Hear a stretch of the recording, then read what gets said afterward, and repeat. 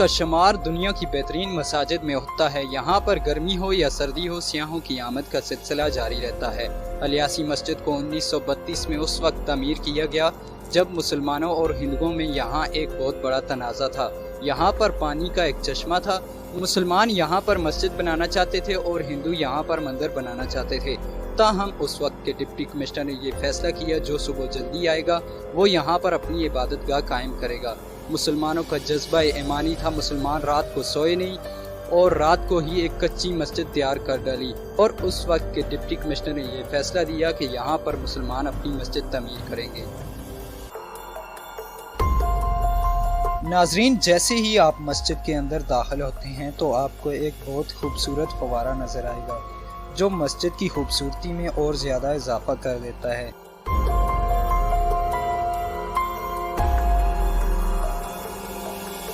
San से आप बाहर निकलकर मस्जिद के हॉल की तरफ जाएं तो चंद कदम आगे आपको एक कुदरती चश्मा नजर आता है।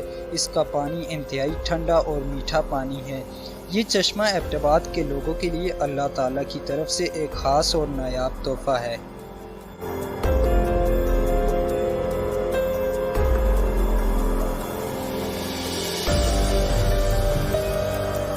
एबटाबाद की तरीही अलियासी मस्जिद का शुमार पाकिस्तान की खूबसूरत मसाजिद में होता है।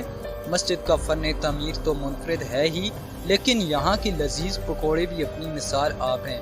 पकौड़ों की स्पेशल रिपोर्ट की वीडियो का लिंक ऊपर आ रहा है।